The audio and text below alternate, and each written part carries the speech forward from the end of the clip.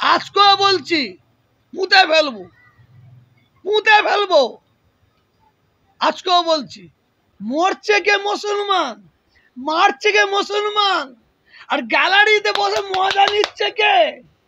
তুলাবাজ। আমার খাতা খুলবে, ওর কাছে খাতা আছে, হ্যাঁ খুলতে বলেন না।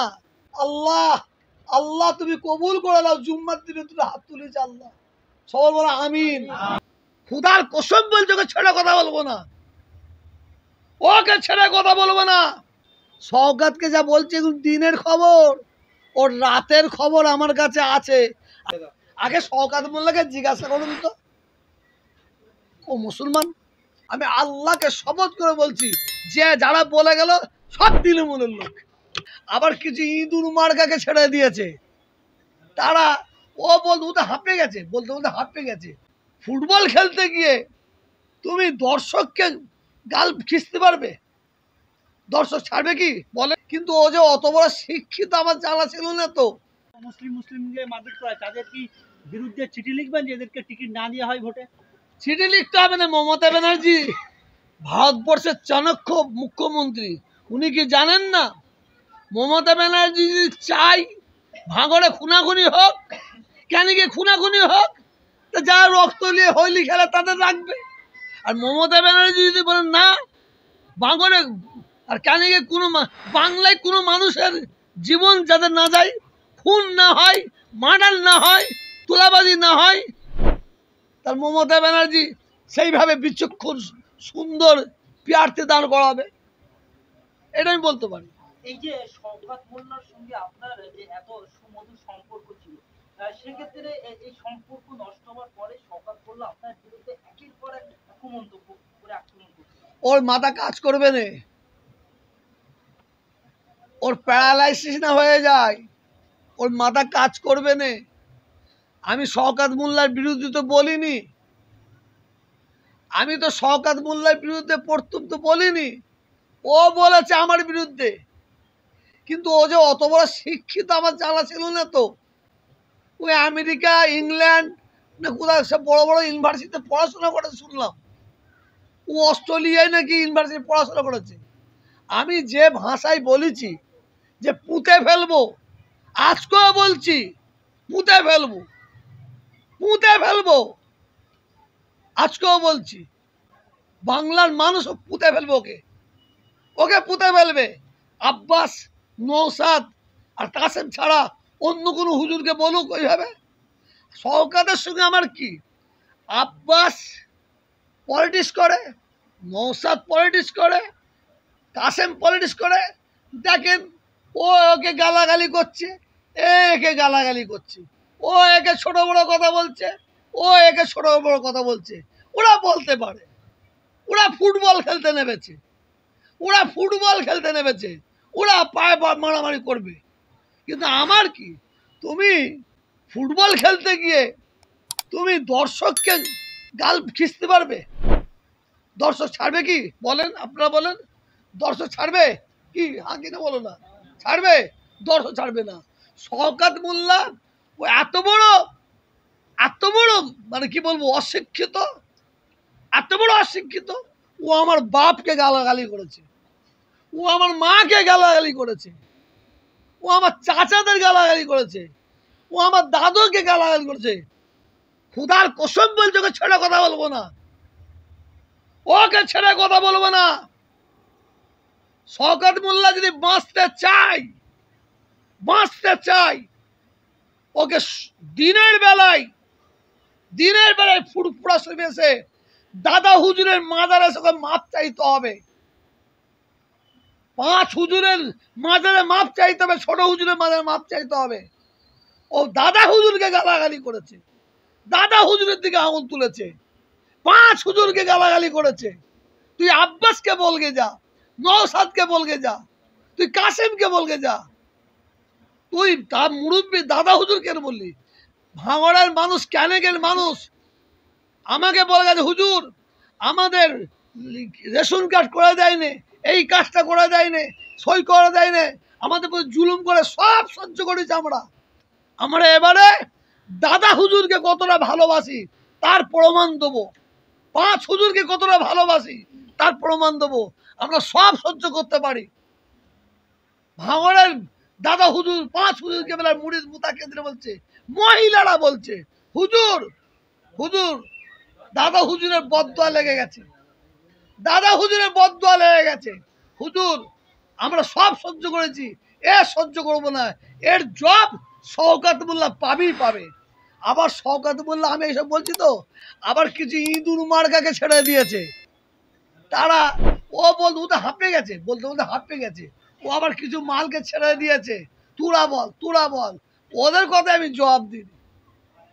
আমি বলেছিলাম না ক্যানিং ক্যানিং থেকে কটা হিন্দু মহিলা হিন্দু মহিলা আমার মা বোন বাচ্চাদের নিয়ে এসেছিল, ওদের অত্যাচার জুলুম কথা বলেছিল।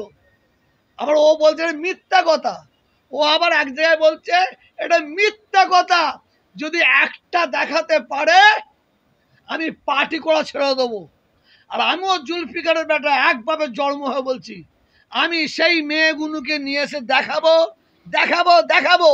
শওকতকে লিখে দিতে হবে, তাতে ঘরে খুন করবে না তো, ও খুন করবে না তো, দাদা ঘরে মার্ডার করে দেবে না তো, ও কাউকে দিয়ে মার্ডার করে দেবে না তো। আর ওকে পদত্যাগপত্র লিখে রাখতে হবে, যেদিন বলবে সেই দিনই দেখাবো। ওকে পদত্যাগপত্র লিখে রাখতে বলুন, আর ওকে লিখে দিতে বলুন ও তাদের খুন করবে না, তাদের মার্ডার করবে না। কারণ ভয় আছে, আমি তাদের নিয়ে এসে দেখাবো, দেখাবার পরে হয়তো তাদের মার্ডার করে দিতে পারে, তাদের খুন করে দিতে পারে। কারণ এটা আমি বলছি না, তারা বলছে, তারা বলছে। আবার একটা মহিলাকে দিয়ে বলাচ্ছে, মহিলাকে দিয়ে বলাচ্ছে, উনি চ্যালেঞ্জ করছে লিখে দিক, লিখে দিক যে আমি পদত্যাগ করব, যদি ওই মেয়ের ওই মহিলা যেটা আমার কাছে এসে প্রমাণ দেয়। মহিলা যদি হ্যাঁ আমি এসেছিলাম। এরকম তো অনেক মুসলিমদের আছে, 21 সালের পর জিতার পর অনেক ঘর ভেঙেছে বুলডোজার দিয়ে, আরো অনেক অত্যাচার করেছে, ঘর ছাড়া করেছে, প্রচুর তো মুসলিম আছে এরকম হুজুর। আরে এটা তো ভালো খেলা। ভাঙড়ে শান্তি ফিরছে না কেন? শান্তি ফিরাচ্ছে না কেন? এ চাচাই চাচাই মরছে তো, আর ইনারা গ্যালারিতে বসে মজা নিচ্ছে তো।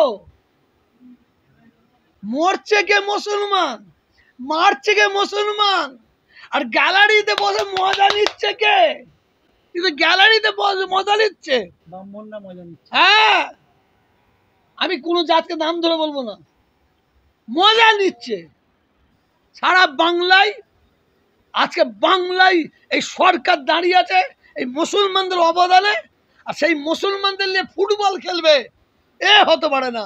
আমি তোহা সিদ্দিকীকে খাসির বিরিয়ানি খাওয়াবে, মুরগির বিরিয়ানি খাওয়াবে, চাপ খাওয়াবে, রিজালা খাওয়াবে, আর আমার পাশে আমার এক মুসলমান ভাইয়ের গলায় পা দিয়ে ডলবে, আমি ওই খাওয়াই পিচ্ছাপ করে দিই। শুধু মুসলমান নয়, আমি মুসলমান হয়েও আমি মানুষ, মানুষের প্রতি অত্যাচার হবে কোনো মানুষ সহ্য করবে না। যাদের গায়ে মানুষের চামড়া আছে তারা প্রতিবাদ করবে। এবার ক্যানিং ভাঙড়ে প্রতিবাদ করতে পারছে না কেন? কিসের জন্য? জীবন যাবার ভয় আছে তাদের, তাদের তাদের মার্ডার করে দিতে পারে। আপনি শওকতের ছেলে যেখানে, যেটা আজকে বলে গেল, ওখানে নাকি কি জায়গায় মৌখালি সব কি করেছে, হ্যাঁ ক্যাপে নাকি বললে সব জায়গায় নাকি অধিকাংশ জায়গায় জোর করে নিয়েছে, অধিকাংশ জায়গায় জোর করে নিয়েছে বলা গেল তো। এবার আমি আপনাকে বলবো, আমি কোরআন মাথায় করে বলতে পারি কিন্তু বলবো না। আমি আল্লাহকে শপথ করে বলছি, যে যারা বলে গেল সব তৃণমূলের লোক, সব তৃণমূলের লোক বলে গেল। বলে হুজুর আমরা যদি বলি আমাদের নাম বললে ওরা আবার আমাদের প্রতি অত্যাচার করবে। এই তো, আমার তো শওকতের সঙ্গে কোনো দুশ্মনী নেই, কোনো দুশ্মনী নেই। ও কি করেছে, কেন ওকে দুশ্মন রাখবো? কিন্তু একটাই দুশ্মন, ও আমার বাপকে গালাগালি করেছে, চাচাদের, আমাদের আল্লাহর মাহবুব বান্দাদের গালাগালি করেছে, দাদা হুজুরকে গালাগালি করেছে, তানাদের দিকে আঙুল তুলে কথা বলেছে, তানাদের দিকে আঙুল ছাড়বো না। তুই আব্বাসকে বল, তুই নওশাদকে বল, তুই কাসেমকে বল, আমরা একটা প্রতিবাদ করবো না। কেন? এটা তোদের লড়াই, পলিটিক্যাল লড়াই। তুই আবার আমার বাপদার মুরব্বীদের বাপদাদাকে বলছিস কেন? এই এত মুসলমান ভাইয়েরা আছে, আপনারা কি সহ্য করবেন? কথা বলেন, দাদা হুজুরকে গালাগালি সহ্য করবেন? 5 হুজুরকে বুবা হয়ে আছেন, কথা বলেন, কথা বলেন। দাদা হুজুরকে ভালোবাসেন তো? দাদা হুজুরকে এই বেঈমান যদি গালাগালি দেয়, আপনারা সহ্য করবেন? 5 হুজুরকে গালাগালি দিয়ে সহ্য করবেন? বাংলার মানুষ এবার নাই বলবে, নাই বলবে। আর কিছু বলার আছে? শওকত মোল্লাকে যখন প্রশ্ন করা হয়েছিল পিরিজাদেরকে নিয়ে, তিনি তখন এমন একটা ইঙ্গিত দিয়েছেন, বিশেষ করে আপনাকে নিয়ে যখন প্রশ্ন করা হয়েছিল, তিনি তখন বলছেন যে ওদের বিরুদ্ধে কথা বললে, ওদেরকে নিয়ে কথা বললে জবান নষ্ট হয়ে যাবে, এমনটা তিনি বলেছেন। আল্লাহ যেন কবুল করেন। ও বলেছে ওদের বিরুদ্ধে কথা বলে জবান নষ্ট হয়ে যায় বলেছে? জি। আল্লাহ আল্লাহ আল্লাহ তুমি কবুল করে দাও। জুম্মার দিনে তুমি হাত তুলেছে আল্লাহ, সবাই বলে আমিন, জোরে বলে আমিন। আল্লাহ আমি বলিনি, ওই বলেছে ওদের বিরুদ্ধে কথা বললে জবান নষ্ট হয়ে যাবে। আল্লাহ বিচার তোমাকে ছেড়ে দিলাম। আল্লাহ আল্লাহ তুমি বিচার তোমাকে ছেড়ে দিলাম। ভাঙড়ের মুসলমানদের হেফাজত করো, ভাঙড়ের মানুষকে, ক্যানিংয়ের মানুষকে আল্লাহ হেফাজত করো। আল্লাহ তাদের হেফাজত করো। আল্লাহ আল্লাহ জালেমকে আল্লাহ ধ্বংস করে দাও। বলুন আমিন। ও বলেছে, ওর জন্য আমি বলিনি, আমি বলিনি, ও বলেছে জবান পড়ে যাবে। অপেক্ষা করুন না, সহ্য করুন না, ধৈর্য ধরুন না, অনেক কিছু দেখতে পাবেন। আবার আমাকে বলে তুলাবাজ, তুলাবাজ। আমার খাতা খুলবে, ওর কাছে নাকি খাতা আছে। হ্যাঁ, খুলতে বলেন না, খুলতে বলেন না। ওকে এখন দিনের খবর দিচ্ছি, ওর রাতের খবর আমার কাছে আছে। শওকতকে যা বলছে এখন দিনের খবর, ওর রাতের খবর আমার কাছে আছে। আমি সেইগুলো এখন প্রকাশ করিনি। ওর রাত 3টে, 2:30টা, 3টের খবর আমার কাছে আছে। এসব দিনের খবর হচ্ছে এখন। রাতের খবর ক্যানিংয়ে ভাঙড়ে যেয়ে দেবো ইনশাল্লাহ। আর একটাই ও বাঁচতে পারে, একটাই ও বাঁচতে পারে। বাঁচার উপায় একটাই, ওর বাঁচার উপায় একটাই। দিনের অন্ধকারে দাদা হুজুরের মাজারে উঠে ওকে মাপ চাইতে হবে সকলের সামনে। 5 হুজুর কেবলার মাজারে উঠে মাপ চাইতে হবে। ওর একটাই বাঁচার উপায়, এছাড়া কোনো উপায় নাই। ওকে ভাঙড়ের ক্যানিংয়ের মানুষ ওকে মাপ করবে না, যারা দাদা হুজুর 5 হুজুর কেবলাকে সর্ষে পরিমাণ ভালোবাসে। আগে শওকত মোল্লাকে জিজ্ঞাসা করুন তো, ও মুসলমান? পারবেন প্রশ্ন করতে? ওকে প্রশ্ন করুন তো, আপনি মুসলমান? আমি নয়, ওর কাজ কামে ওর সব হিসাব করে মুফতিদের কাছে জিজ্ঞাসা করা হলো। 12-14টা মুফতি একটাই কথা বলেছে, ও মুসলমানই নয়, ও মুসলমানই নয়, ও একটা বেঈমান, ও একটা আমি বলিনি, আমি বলিনি। 10-12টা মুফতি বলেছে ও মুসলমানই নয়, ও একটা বেঈমান, ও একটা কাফের, ও একটা মুশরিক, ও একটা মুনাফিক।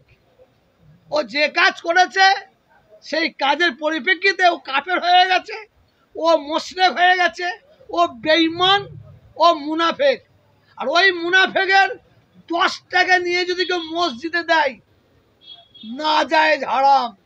ওর মুনাফিক ওই বেঈমানের 10 টাকা দিয়ে কেউ মাদ্রাসায় লাগায়, না যায় হারাম। ওই মুনাফিককে যে ইমাম সাহেব, যে পীর সাহেব, যে মুসলমান সাপোর্ট করবে, তারও ইমান কমজোর হবে, তারও ইমান কমজোর হবে। জেনে নেবেন। এটা আমার কথা বলছি না, এটা মুফতিদের কথা বলছি। আপনারা বলুন আপনি বলছেন না কেন, ভয় খাচ্ছেন নাকি? না লাট সাহেব, ফতোয়া দিবার অধিকার আমার নাই, তাহলে আমি দিয়ে দিতাম। আমি 10-12টা মুফতিদের কাছ থেকে জেনে বলছি। ও শওকত, ওকে প্রথম প্রশ্ন করুন, ও মুসলমান? ও মুসলমান?